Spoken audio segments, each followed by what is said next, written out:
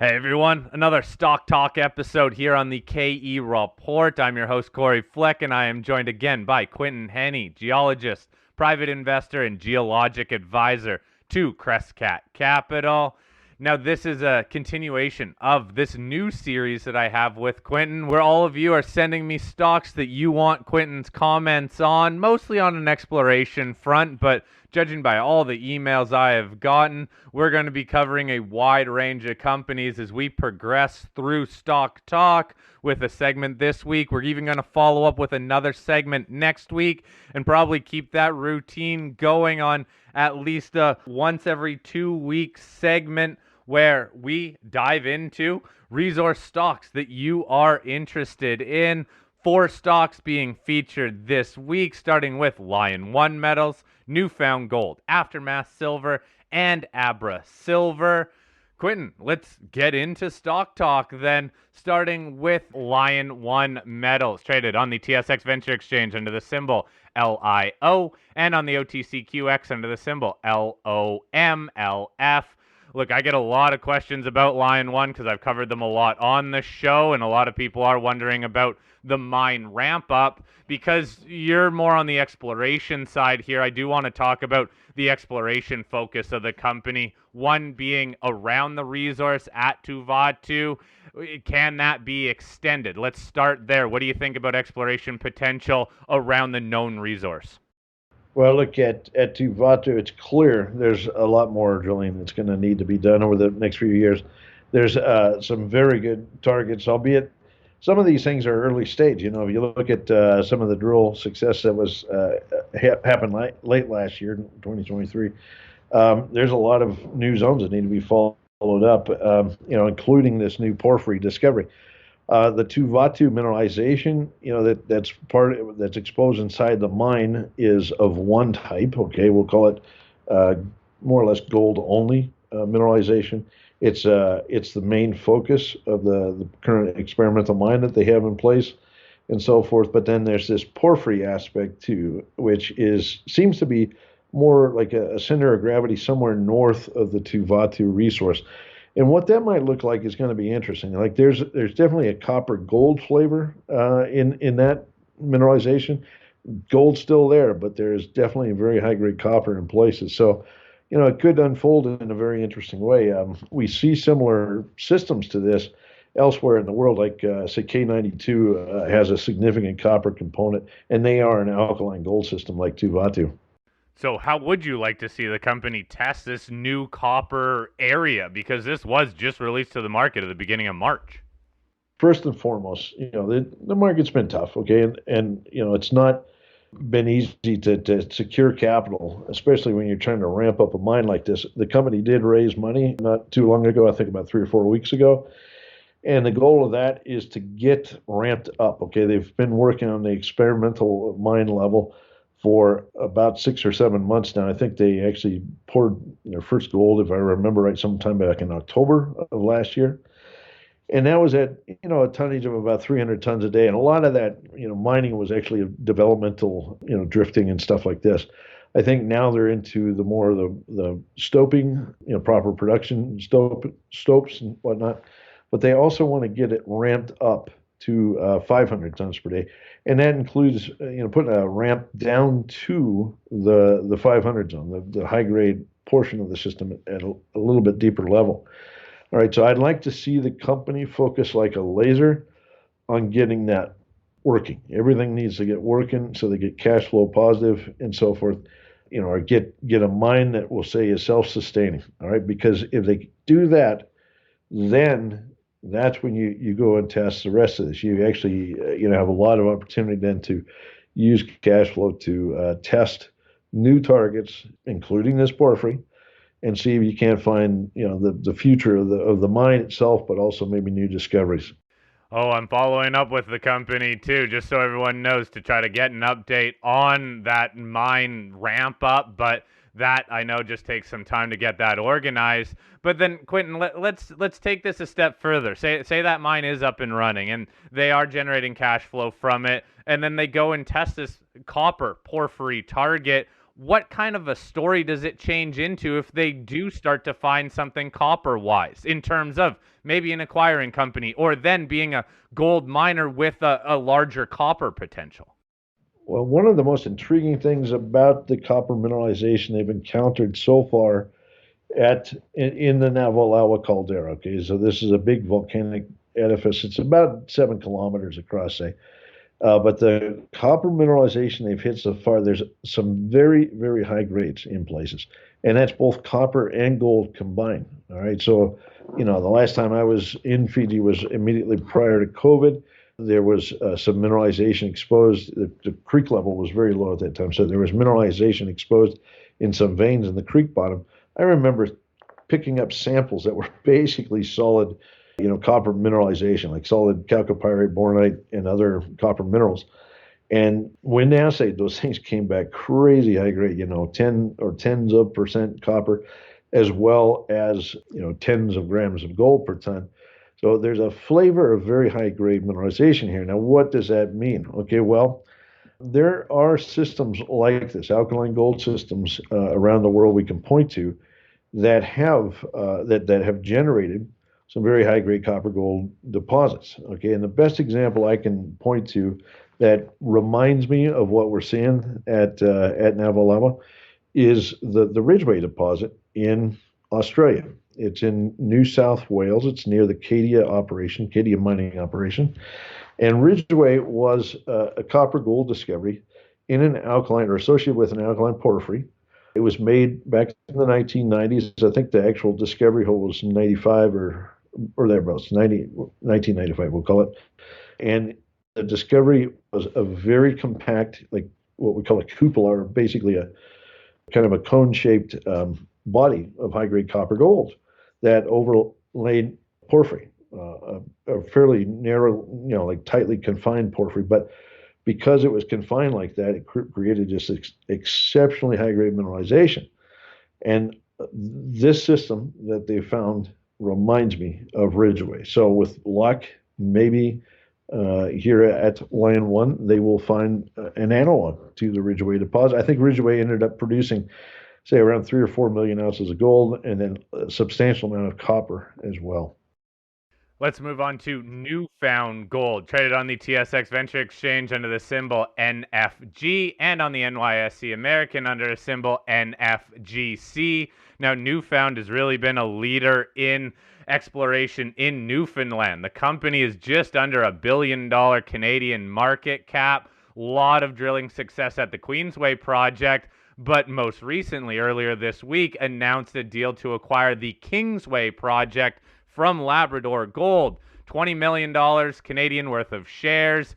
Labrador Gold did right around 100,000 meters of drilling at this Kingsway Project. What do you think about this land consolidation play now that Newfound Gold has?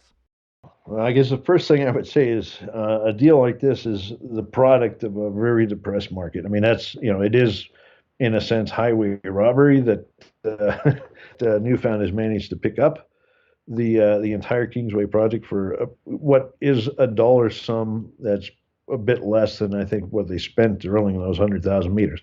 Okay, so it's what I would call a good deal. It's a natural fit for the Queensway property. It's a natural continuation of the Appleton Fault corridor. And I guess what I would point to, like everybody who's invested in Newfound wants to know where the upside is. Well, guess what? The team at Newfound knows this area, knows the systems very well, and I'm sure that they can be very effective at drilling the Kingsway property, making more discoveries similar to what they found on the Queensway property. I think the geology pretends that it goes straight up across the border. I don't see any problem with that. Maybe a little bit different change in geometries of the veins and stuff, but with luck, Newfound will go in there and make more high-grade discoveries that will add to its already very sizable discovery at Queensway.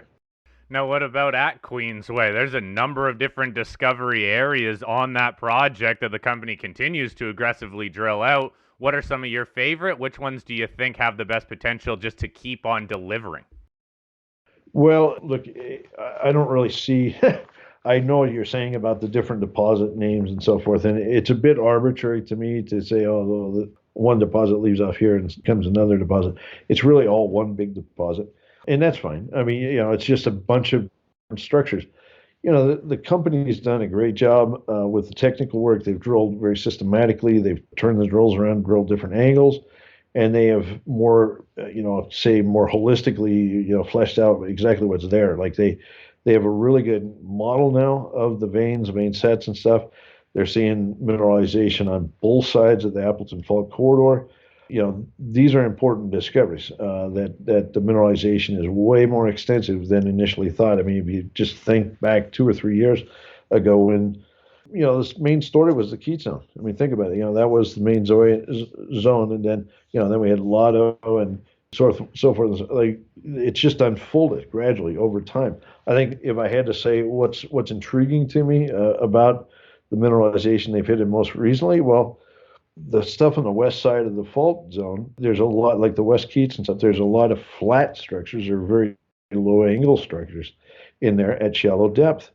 Okay, imagine having a 5 meter wide structure dipping at 20 degrees that basically can be accessed from an open pit. That's incredible. There's a lot of pittable material at the entire Queensway project now. Okay, like if you look back a few years ago, the thought was, okay, this is going to, it's great at surface, but it's going to go deeper and deeper, deeper, quick. It hasn't.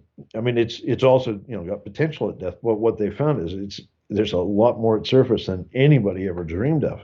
Okay? Like there's veins going every which way. So yeah, I guess what I would say is that shallow potential for a very large scale, very high grade open pit is truly unique in the gold space these days. I can't think of anything else out there that could deliver a super high grade open pitable gold system. New mine. Okay, that's interesting. Closer to surface, something to keep an eye on. But what about all this seismic data that was just completed? That gives them more information about going deeper. So, in terms of growth, what do you like about, or do you like, the depth potential now with this seismic data? Well, okay, so to put it in context, like at Fosterville, all right, the Swan Zone and other, well, the Swan Zone is where most of the high grade is, but other shoots also extend to depth. But they went down, 900 meters plus, okay, vertically below surface. All right, so orogenic systems we know very well. Okay, they go down to the bowels of the earth, more or less, many of them. All right, and this is a epizonal system, so we're kind of towards the tippy top of the thing. In other words, we have all the runway below us. I have very little doubt that 20 years from now, people are going to be drilling holes 900 meters below surface, kind of like they did at Fosterville, and finding more and more and more high grade. Okay, the seismic clearly shows there are literally dozens and dozens of structures very similar in nature to the ones they've already drilled, but that extend or even emerge at depth. Like some of these don't come up to surface. There are many, many new structures to test at depth, even laterally to the ones that they've drilled to date. So near surface, there's even more structures to test. This thing is wide open in every respect. Okay, it's going to be a gold camp, and that's the way people need to think about it. I think that whoever ends up operating a mine here, whether it's Newfound or a major mining company coming in and buying them, I think they're going to have a really good home that generates a tier one asset for 20 plus years. That's the way I see it. That ties perfectly into its $1 billion market cap then, Quinton. What type of drilling, what type of news do you think needs to happen to grow this market cap even higher? Well, obviously, we need to see, interest in the gold space come back. It's starting to come back. Tepidly hopeful that everything's turning around here. But is that really going to drive, an increased share price? I think certainly we see M&A start to pop up here soon. That could have a pretty big impact on the share price, like in the shorter term. Let's say we see a flurry of M&A over the next few months as the gold price picks up. Yes, Newfound would be one of the first companies to benefit from that. But what's really going to drive the value of this project or this asset, in my view, is production. Okay. Getting a deposit like this into production is absolutely critical. Now, at Fosterville, the mine was in an operating mine. They've been operating there for something like 20 years or so, and they had produced a little over 1 million ounces around the time they hit the high grade. Okay, so they had the infrastructure, they were in production, and they hit the high grade, and then it became a wonderful story. Why? Because the gold that was produced was at such low cost. It was insane. Okay, like they were producing an ounce of gold for, say, $400 US. That makes a lot of money. Okay, that translates very strong cash flow, and then the cash flow is used to re-rate. Like people see, okay, this thing's kicking out $600 million a year. Hey, let's use a multiple of 12. Boom, all of a sudden you got a $7 or $8 billion company. Okay, like that's the story of Fosterville. Now, here at Newfoundland, imagine 2, 3 years from now, they have a mine operating. And let's say it's producing 250, 300,000 ounces even of gold. And it's producing it at $400 an ounce US. Okay, that thing's like gold's 2,400, guys. That's $2,000 an ounce. I mean, this is the kind of mine that can mint money, really. I mean, just print money. All right, so this thing could kick out free cash flow like they saw at Fosterville back in the day. 600, $700 million annually. Sure, no problem. What would that result in? A very, very significant increase in valuation compared to its current market cap. All right, let's move on to Aftermath Silver, traded on the TSX Venture Exchange under the symbol AAG and on the OTCQX under the symbol AAGFF. This is a about $61 million market cap company. It's silver exploration in Chile and Peru. Flagship asset being in Peru. Give us a little overview in terms of what you think the potential is here of exploration growing on the resource already at the Peru asset. Sure. This is Berenguela is the asset in Peru. It's down in southern Peru, kind of in the Puno region. I know the region pretty well. I've done some work down there a few years ago. We had a project not too far away. Look, Berenguela is basically a carbonate replacement deposit. So you have a bunch of limestones that have been attacked by hydrothermal fluids, probably associated with a porphyry, that have basically fed minerals into that limestone, replaced the limestone, which is calcium carbonate, with other minerals. And in this case, it includes things like massive manganese carbonates. Manganese is a ferroalloy metal. It's also used in batteries, but it's very common to see manganese replacing limestone or be associated with porphyry deposits that come up in limestone, where you get a lot of fluids coming out of the porphyry and replacing the limestone beds. Okay, so manganese, big component of this system. There is also a bit of copper and silver. The copper, of course, is a direct affinity with the porphyry itself, and then the silver is, because this is a relatively high level in the system, I think is kind of the epithermal expression of this porphyry.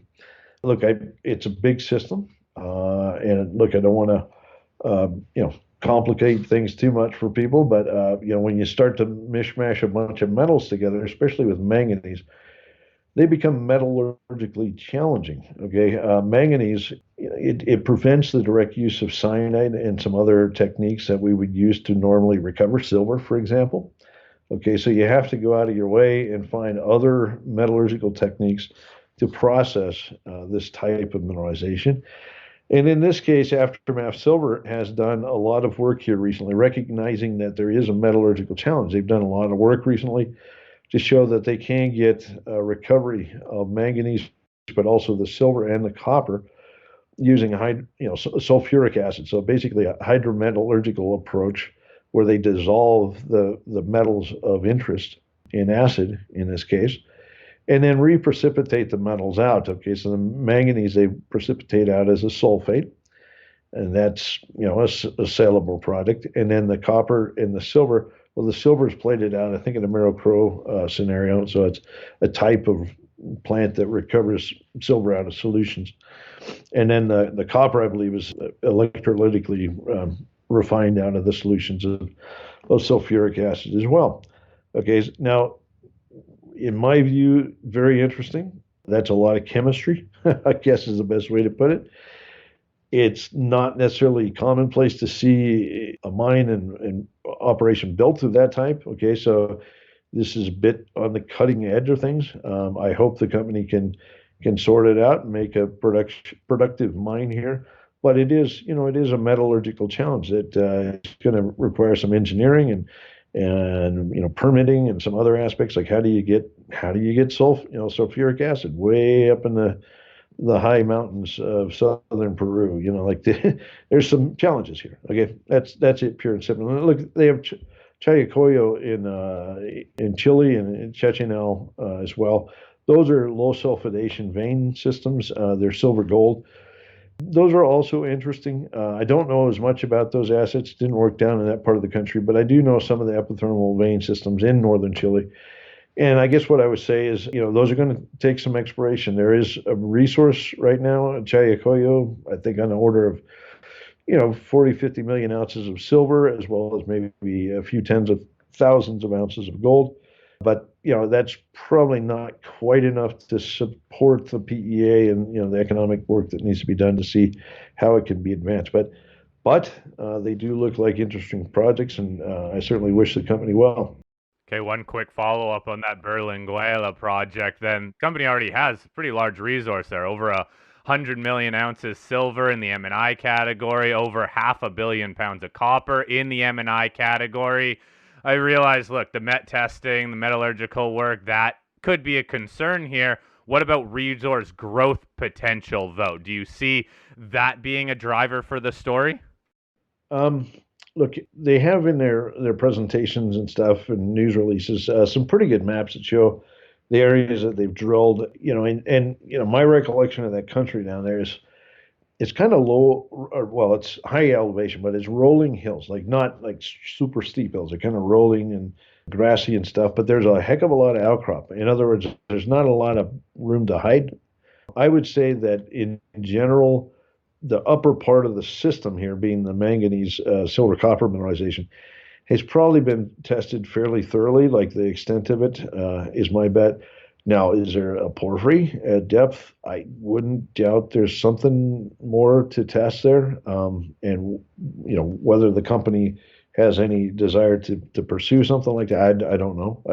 I haven't followed the company closely enough to know if they would chase, say, a porphyry at depth. But I would say the near surface part of this system is probably drilled out by and large. Okay, let's move on to Abrasilver. It's traded on the TSX Venture Exchange under the symbol ABRA and on the OTCQX under the symbol ABBRF. This is a more advanced silver company. The Diablillos project already has a PFS release that came in at US $500 million NPV. Market cap of this company, Canadian, is in the about $226 million range. They have a large resource, 258 million silver equivalent ounces in M&I categories. What do you think about resource growth potential here? Or is this turning more into a development play in your eyes? Definitely turning into a development play. And I think the news that we saw, with Kinross taking an interest in Abra shows that it's caught the attention of major mining. In this case, a gold company, which is really interesting. I mean, think about that. That speaks volumes. So, Kinross, they're good miners. I don't think the fact that it's silver dominant versus gold is that big of an issue, but they're clearly interested in it because it is an advanced stage project and it's big. It's a big silver oxide system. The focus that they have at this point is developing an open pit oxide silver gold mine, and it's got a pretty healthy reserve base here. I mean, it's something that's going to generate a mine that, say, is in the top 10 silver producers on an annual basis.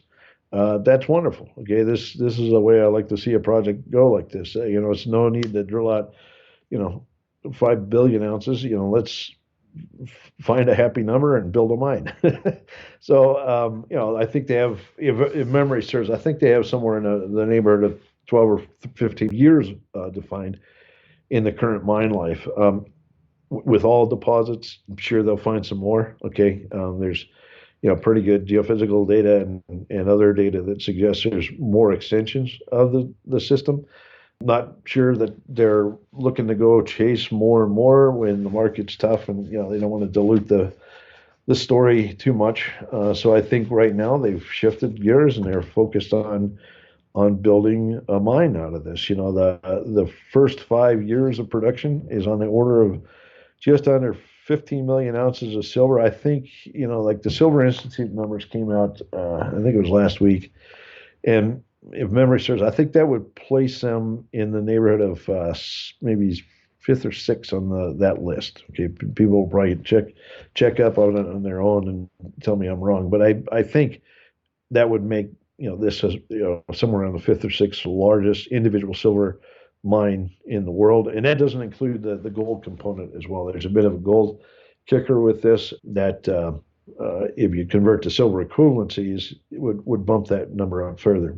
It's a good story. Again, like geologically, I think it's probably associated with the porphyry.